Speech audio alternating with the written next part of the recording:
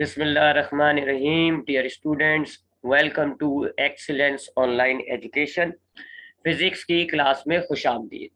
Physics में जो last class में हमने टॉपिक डिस्कस किया था वो एक इक्वेशन ड्राइव की थी हमने, ये वाली C P minus C V equals to R, और इसको हम ऐसे भी कह सकते हैं कि C P is greater than C V. इस इक्वेशन को हमने ड्राइव किया था। सीपी से मुराद होता है molar specific heat at constant volume pressure, जबकि सीवी से मुराद होता है molar specific heat at constant volume. तो ये इक्वेशन हमने ड्राइव किया था। अब इसी से रिलेटेड एक और इक्वेशन है जी, ये इक्वेशन है जी, क्या लिखा हुआ है, सी वी इक्वल्स टू 3/2 आर। ये इक्वेशन होती है जी मोनो अटोमिक गैसेस के लिए। मोनो अटोमिक गैसेस, मोनो का मतलब होता है एक। सो मोनो अटोमिक गैसेस कहते हैं ऐसी गैस को जिनके अंदर एक एटम होता है। सो नंबर ऑफ एटम जिसको हम एन से डिनोट करते हैं वो कितना होगा, 1।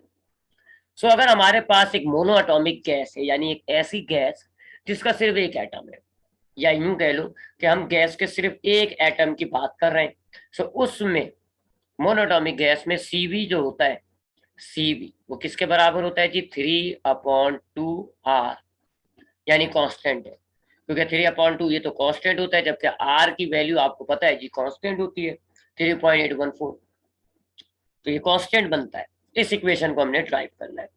अब इसको ड्राइव करते हैं जी। इसके लिए हम क्या करेंगे, पहले तो थोड़ा सा इसको नीचे करते हैं। हाँ जी, अब इस इक्वेशन को हमने ड्राइव करना है। इसके लिए इसकी डेरिवेशन करनी है जी हमें, डेरिवेशन इजी सी है जी। इसके अंदर हम सबसे पहले काइनेटिक एनर्जी का फॉर्मूला लेंगे। हमने काइनेटिक एनर्जी का फॉर्मूला ये बनाया था जी इसी चैप्टर में, 3/2 kT। इस चैप्टर में हमने काइनेटिक एनर्जी का ये फॉर्मूला ड्राइव किया था, आपको याद होगा। ये हमारा टॉपिक था जी, interpretation of pressure on the basis of kinetic molecular theory. हमने उस टॉपिक में प्रेशर का फॉर्मूला बनाया था, और फिर उस प्रेशर के फॉर्मूले को इस्तेमाल करते हुए हमने काइनेटिक एनर्जी का ये फॉर्मूला ड्राइव किया था। अब इसमें ये जो के होता है, के की वैल्यू क्या होती है, के को हम कहते हैं बोल्ट्जमैन्स कांस्टेंट, और इसका फॉर्मूला होता है जी R divided by N A. ये के का फॉर्मूला होता है। सो काइनेटिक एनर्जी के फॉर्मूले में के को हटाएं और के की जगह उसका फॉर्मूला डाल दें। सो ये हो जाएगा जी 3/2, के की जगह आ जाएगा R/N/A मल्टीप्लाई बाय टेम्परेचर। ठीक है जी, तो आपने ये के हटा दिया जी बोल्ट्जमैन्स कांस्टेंट, और उसकी जगह आपने उसका फॉर्मूला डाल दिया R/N/A। अब ये Na जो होता है ये एवोगाड्रोस नंबर होता है। आपने केमिस्ट्री में नंबर ऑफ मोल्स मालूम करने का एक फॉर्मूला ये भी सुना होगा जी, कि number of molecules divided bye Avogadro number. Chemistry में जो नंबर ऑफ मोल्स होते हैं उनको मालूम करने का एक ये फॉर्मूला भी होता है, total number of molecules divided bye Na। अब इस फॉर्मूले में से हम एवोगाड्रो नंबर बनाते हैं, तो क्या हो जाएगा जी, N divided by number of moles. ठीक है जी, ये Na जो है जब हम इसको इधर लेके जाएंगे तो मल्टीप्लाई हो जाएगा, और ये वाला N इधर आके डिवाइड हो जाएगा। सो ये हमारे पास एवोगाड्रो नंबर का एक फॉर्मूला बन जाता है। अब इस इक्वेशन में हम काइनेटिक एनर्जी वाली इक्वेशन में 3/2 R Na की जगह ये फॉर्मूला डाल देते हैं, RT डिवाइडेड बाय Na की जगह क्या आ जाएगा, N divided by small n।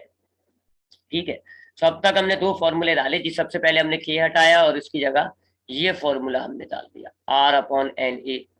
फिर हमने ये Na यानी एवोगाड्रो नंबर हटाया और उसकी जगह ये फॉर्मूला डाल दिया N/ नंबर ऑफ मोल्स।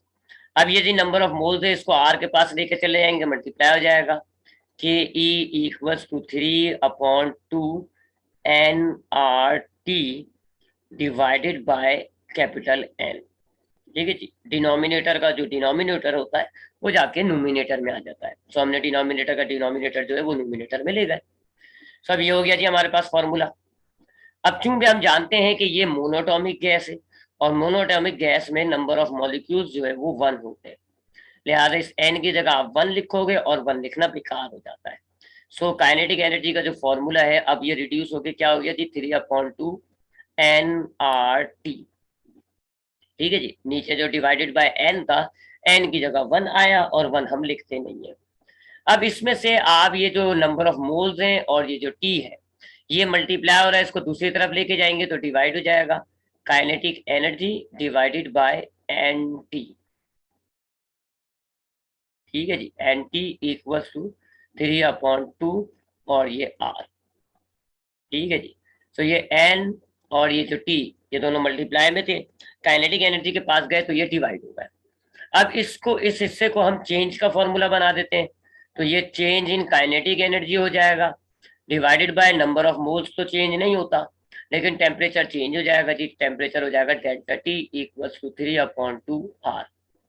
ठीक है जी, तो हम इसको कहते हैं जी हमने ये लेफ्ट साइड जो है इसको चेंज का फॉर्मूला बना दिया, काइनेटिक एनर्जी को हमने कर दिया जी चेंज इन काइनेटिक एनर्जी और टेम्परेचर को हमने कर दिया change in temperature.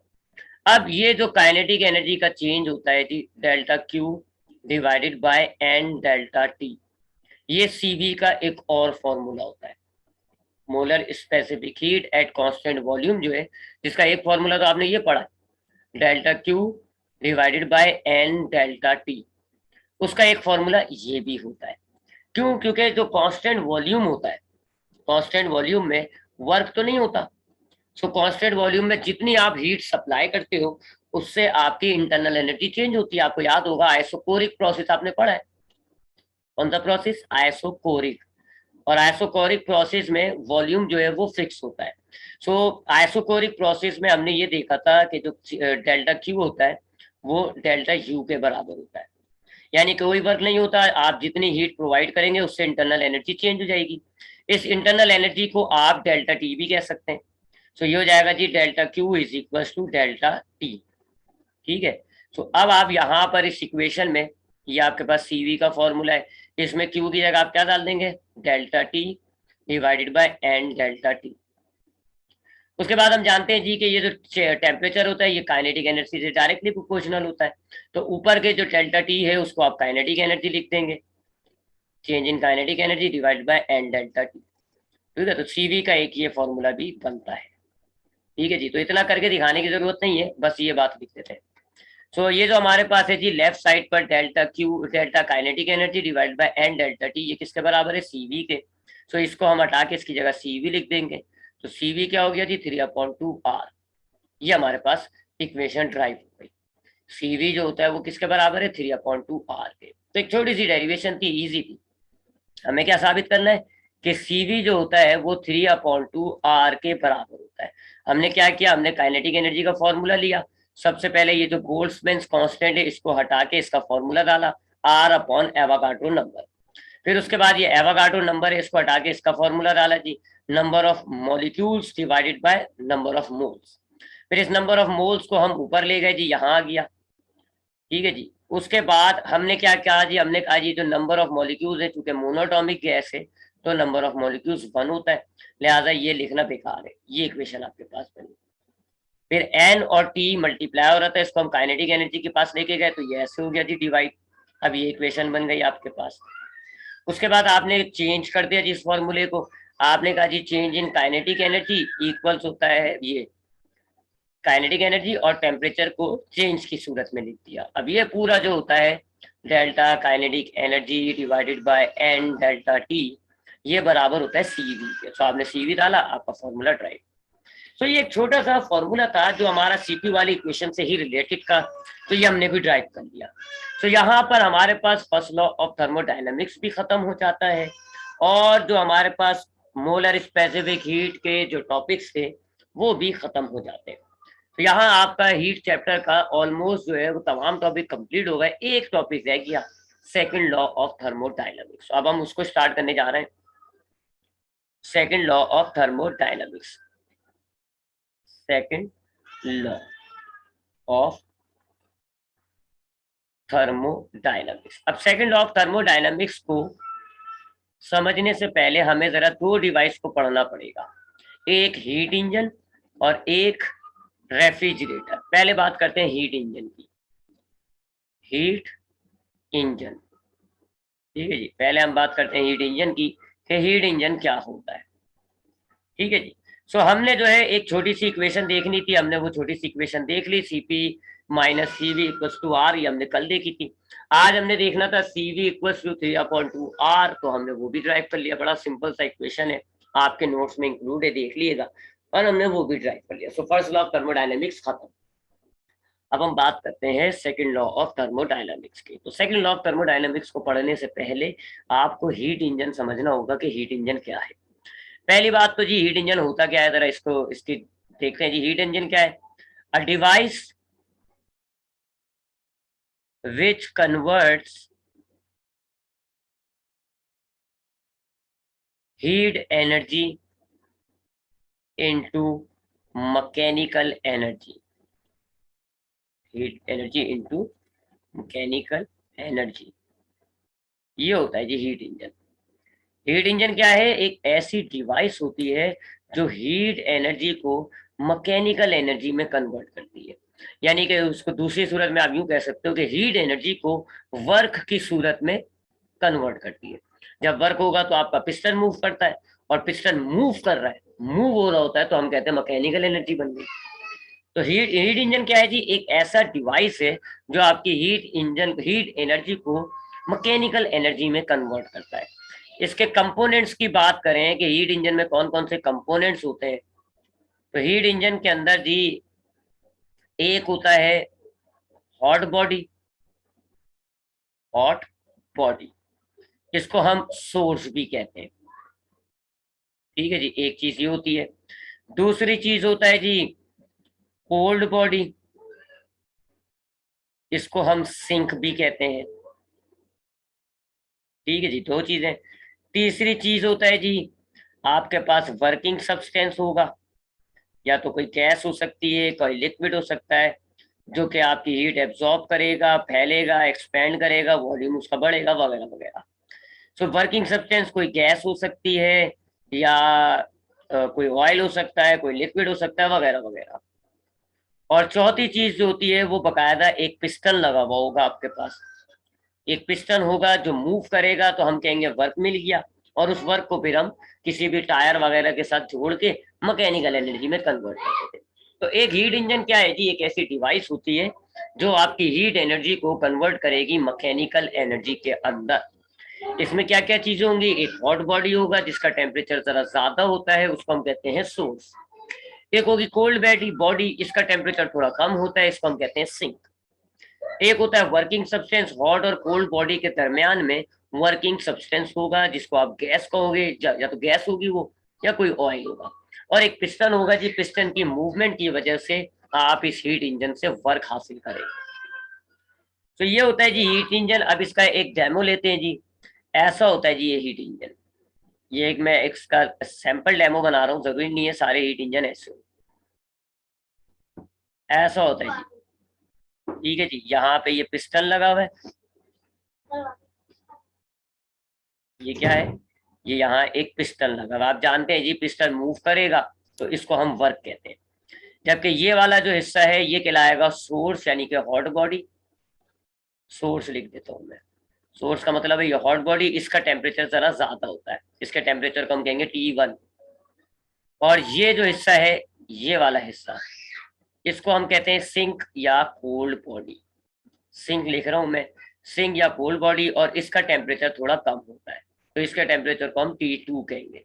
So T1 जो है वो बड़ा होगा, T2 जो है वो छोटा होगा। ठीक है, T1 यानी कि सोर्स का जो टेम्परेचर होता है वो जरा ज्यादा होता है, और T2 यानी सिंक का जो टेम्परेचर होता है वो कम होता है। अब सोर्स का टेम्परेचर ज्यादा है तभी आप इसको हॉट बॉडी कह रहे हैं, और सिंक का टेम्परेचर कम है तो इसी वजह से आप इसको कोल्ड बॉडी कह रहे हैं।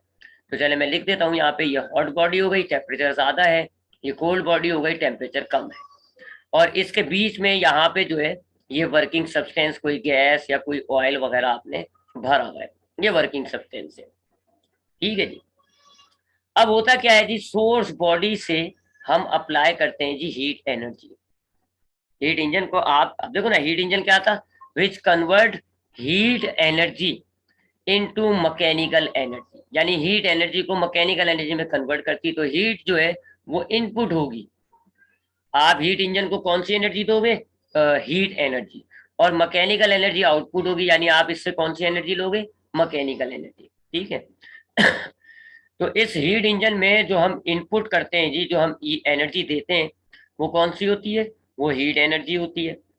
और जो हम इससे हासिल करेंगे, आउटपुट जो हमें मिलेगा वो कौन सी एनर्जी होगी, वो मैकेनिकल एनर्जी होगी, ठीक है जी। ये हमने डेफिनेशन से बात निकाल ली, ठीक है जी।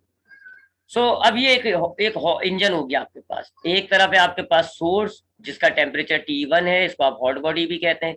एक तरफ है आपके पास सिंक जिसका टेम्परेचर जो है T2 है, इसको आप कोल्ड बॉडी भी कहते हैं। और एक तरफ आपके पास लगा हुआ है पिस्टन, जहां से आप वर्क हासिल करेंगे। याद रखिएगा, हॉट बॉडी या सोर्स का टेम्परेचर ज्यादा होता है और कोल्ड का टेम्परेचर जो है वो कम होता है। तो T1 is always greater than T2। अब होता क्या है जी, हम सोर्स की तरफ से इस हीट इंजन को हीट सप्लाई करेंगे, इनपुट एनर्जी देंगे, कौन सी, हीट। जब हम इसको हीट देंगे तो यहाँ जो गैस होगी वो गर्म होना शुरू हो जाएगी। अब यहाँ पर जो गैस है ना, उसका टेम्परेचर बढ़ जाएगा, इंटरनल एनर्जी उसकी बढ़ जाएगी। ये तो आपने पढ़ा है जी कि फर्स्ट लॉ ऑफ थर्मोडायनेमिक्स के मुताबिक जब आप किसी भी सिस्टम को हीट एनर्जी देंगे, मैं यहाँ लिख देता हूँ, फर्स्ट लॉ ऑफ थर्मोडायनेमिक्स आपको पता है जी, जब आप किसी भी सिस्टम को हीट देंगे तो दो काम होते हैं, एक उसकी इंटरनल एनर्जी में फर्क आता है और दूसरा उसमें वर्क डन होता है। यही बताया था ना आपको फर्स्ट लॉ ऑफ थर्मोडायनेमिक्स में। जब आप किसी भी सिस्टम को हीट दोगे तो दो काम होते हैं जी, एक तो उसकी इंटरनल एनर्जी बढ़ जाएगी यानी वो गर्म हो जाएगा गैस, और दूसरा आपको वर्क मिलेगा। आपने सोर्स की मदद से आपने इस सिस्टम को, इस हीट इंजन को हीट दी, क्या होगा जी, यही दो काम होंगे, यही दो काम होंगे। एक तो इसकी इंटरनल एनर्जी बढ़ जाएगी और दूसरा वर्क मिलेगा। वर्क आपको कैसे मिलेगा जी, यहां से ये पिस्टन नीचे मूव करेगा, नीचे मूव करेगा, पिस्टन बाहर आएगा, जिसको आप कहते हो कि ये वर्क हुआ। तो वर्क आपको यहाँ से मिल रहा होता है, ठीक है ना। ये वॉल्यूम बढ़ेगा, गैस को गर्म करोगे, गैस क्या होती है, गैस का वॉल्यूम बढ़ता है। अब जब गैस का वॉल्यूम बढ़ेगा तो पिस्टन जो है वो बाहर मूव करेगा, तो यहाँ से आपको मिलेगा वर्क, और ये तो वर्क आपको मिल गया। और जो इंटरनल एनर्जी चेंज हो गई, अब आपकी गैस जो अंदर गर्म है, तो जब ये टेम्प यहाँ पर आएगी ना कोल्ड की तरफ, तो इसने जितनी एनर्जी गेन की हुई है वो सारी यहाँ से रिलीज कर देगा। तो Q2 आपने यहाँ से रिलीज कर दी, और जितनी उसकी इंटरनल एनर्जी बढ़ गई थी, अब क्योंकि उसने हीट रिमूव करी तो गैस का टेम्परेचर वापस आ जाएगा। ये एक हीट इंजन की वर्किंग हो जाती है, ठीक है। तो हम इसको यहाँ डेल्टा क्यू नहीं कहते, मैं इसको मिटा देता हूँ। ये हाँ, हम इसको ऐसे कहते हैं जी कि हमने जो इस हीट इंजन को है वो हमने सप्लाई की जी Q1 एनर्जी, Q1 एनर्जी हमने सप्लाई की, ये जरा हीट ज्यादा है। तो अब जब यहाँ पे हमने हीट सप्लाई की तो दो काम होंगे, एक तो वर्क होगा जी, तो ये रहा जी वर्क, ये हो गया वर्क। और दूसरा गैस की इंटरनल एनर्जी चेंज हो जाएगी, आपकी गैस गर्म हो जाएगी। फिर जैसे ये गर्म गैस सिंक की तरफ आएगी तो इसने जितनी भी एक्स्ट्रा हीट गेन की हुई होगी वो सारी ये यहाँ से कोल्ड से बाहर निकाल देगा। तो रिलीज कितनी हो गई, Q2। तो आपके पास जो वर्क हो रहा है इस सिस्टम के अंदर वो कितना हो रहा है, Q1 माइनस Q2, ठीक है जी। जितनी आपके Q1 में थी उसमें से जो एक्स्ट्रा एनर्जी थी वो निकाल दी, और जो बाकी बची हुई एनर्जी है वो किस में कन्वर्ट हुई है, हीट के अंदर। Q1 इक्वल टू Q2, ठीक है। इसको अगर हम फर्स्ट लॉ ऑफ थर्मोडायनेमिक्स से देखें इस इक्वेशन को, तो ऐसा होता है जी कि फर्स्ट लॉ ऑफ थर्मोडायनेमिक्स के मुताबिक delta Q equals to delta U plus delta W. अब यहाँ चेंज इन इंटरनल एनर्जी इस हीट इंजन में नहीं हुई, क्योंकि इस तरफ से आपकी हीट एनर्जी गर्म हुई थी, इस तरफ आपकी जो गैस है वो गर्म हुआ था, लेकिन इधर से आके वो ठंडी हो गई। इंटरनल एनर्जी जितनी गेन हुई थी इधर से लूज हो गई, तो इंटरनल एनर्जी में कोई फर्क नहीं आया, आपकी गैस बिल्कुल वैसे ही है। तो चेंज इन इंटरनल एनर्जी कितना हो गया, 0। Delta Q equals to delta W, और delta W equals to delta Q का फॉर्मूला क्या होगा, Q1 माइनस Q2। ज्यादा में से कम को माइनस करते हैं, तो इस बार ज्यादा जो है वो हॉट की तरफ है, कम जो है वो आपकी कोल्ड की तरफ है। ये हीट इंजन हो गया, ये इसकी वर्किंग हो गई। अब यहाँ से जो आपको वर्क मिल रहा है ना, आप इस वर्क को किसी व्हील वगैरह से कनेक्ट कर देंगे इस पिस्टन को, तो पिस्टन अंदर बाहर होता रहेगा, आपका टायर घूमता रहेगा, तो ये आपकी मैकेनिक वर्क जो है ये आपकी मैकेनिकल एनर्जी में कन्वर्ट हो गई। ये होता है जी heat engine. Second law of thermodynamics के लिए हीट इंजन को समझना था। हीट इंजन क्या है जी, एक ऐसी डिवाइस है जो हीट एनर्जी लेकर उसको कन्वर्ट करती है मैकेनिकल एनर्जी में। इसके अंदर क्या क्या चीजें होती हैं जी? एक हॉट बॉडी होती है जिसका टेम्परेचर ज्यादा होता है, एक कोल्ड बॉडी होती है जिसका टेम्परेचर कम होता है। एक अंदर गैस होगी जो एक टाइम पे शुरू में गर्म होगी, उसके बाद जाके ठंडी हो जाएगी, तो उसके अंदर चेंज इंटरनल एनर्जी नहीं होगा। और एक तरफ आपने पिस्टन लगाया हुआ जहां से आपको वर्क मिलता है। सो जब आप गैस को सोर्स की तरफ से हीट प्रोवाइड करेंगे Q1, तो इस Q1 से तो वर्क होगा एक बात, और जो बाकी एनर्जी होगी वो गेन कर लेगी पहले तो गैस, लेकिन जैसे वो कोल्ड की तरफ जाएगी तो वो बाकी एनर्जी जो उसने गेन की हुई थी वो कोल्ड की तरफ से निकाल देगी। तो अगर आपने सपोज करें जी, सपोज करें 1000 जूल आपने एनर्जी दी, अब 500 जूल का तो वर्क हो गया सपोज कर लें। अब 500 जूल जो एनर्जी है ये आपकी गैस गेन कर लेगी, गर्म हो जाएगी, और जैसे ही यहाँ कोल्ड की तरफ आएगी तो वो जो 500 जूल इसने गेन की थी वो बाहर निकाल देगी। तो आपकी इंटरनल एनर्जी जो है वो अनचेंज रह गई, अंदर डेल्टा यू जो है वो 0 आता है। सो इस हीट इंजन के अंदर हम देखते हैं जी वर्क डन कितना होता है, Q1 माइनस Q2, यानी जितनी आपने हॉट में से हीट गेन की है उसमें से माइनस कर दें कोल्ड में से जितनी रिलीज हो रही है, और जो फर्क आ रहा है वो कहाँ जा रहा है, वो वर्क में कन्वर्ट हो रहा है। सो ये हो गया जी हीट इंजन। ठीक है जी। हीट इंजन के बाद रेफ्रिजरेटर देखते हैं जी, थोड़ा सा जल्दी जल्दी से रेफ्रिजरेटर भी देख लेते हैं। रेफ्रिजरेटर समझ लो हीट इंजन का उल्टा होता है। रेफ्रिजरेटर जो है वो बिल्कुल हीट इंजन की तरह होता है, ये आपके पास ऐसा होता है, बिल्कुल ऐसा हीट इंजन की तरह। ये पिस्टन लगा हुआ है, ठीक है जी। इसमें जो है ये आपके पास हॉट बॉडी हो गई, हॉट बॉडी यानी कि सोर्स जिसका टेम्परेचर होता है T1, और ये होती है जी सिंक जिसका टेम्परेचर होता है T2। बस फर्क ये है कि जी यहाँ पर हम कोल्ड से एनर्जी लेके हॉट की तरफ ट्रांसफर करते हैं, उल्टा। हीट इंजन में हमने क्या किया था देखें जरा, हमने हॉट की तरफ से हीट ली थी और ऐसे कोल्ड की तरफ ट्रांसफर कर दी, यानी हीट इंजन में हीट एनर्जी जो है वो हॉट से कोल्ड की तरफ जाती है, जबकि रेफ्रिजरेटर में उल्टा काम होता है। हीट जो है वो ट्रैवल करती है, heat travel from cold to hot body, ठंडे से ना गर्म की तरफ हीट जाती है। अब जाहिर बात है यहाँ आप उल्टा फ्लो करा रहे हो, हॉट से कोल्ड की तरफ नहीं, यहाँ आप कोल्ड से हॉट की तरफ हीट करा रहे हो। तो इस हीट इंजन में यानी ये जो रेफ्रिजरेटर है इसमें हम वर्क हासिल नहीं करते, बल्कि हम इसमें वर्क अप्लाई करते हैं, वर्क लगाते हैं। Work is done on refrigerator, refrigerator में वर्क होता है। तो ये दो अपोजिट चीजें हो गई। हीट इंजन में आपकी जो हीट है वो हॉट से कोल्ड की तरफ जाती है, जबकि रेफ्रिजरेटर में उल्टा होता है, कोल्ड से हॉट की तरफ जाती है, एक बात। दूसरा, हीट इंजन से आपको वर्क मिलता है, जबकि रेफ्रिजरेटर में आप वर्क करते हैं। तो ये दो डिवाइसेस हो गई, दोनों अलग अलग होती हैं। हीट इंजन से हम हीट एनर्जी को मैकेनिकल एनर्जी में कन्वर्ट करके वर्क हासिल करते हैं, जबकि रेफ्रिजरेटर में हम हीट को कोल्ड से हॉट की तरफ लेकर जाते हैं, और इस दौरान हमें जो है वो वर्क करना पड़ता है। तो आज की अब हम यहाँ तक जो है पढ़ते हैं जी, सेकंड लॉ इंशाल्लाह कल की क्लास में देखेंगे।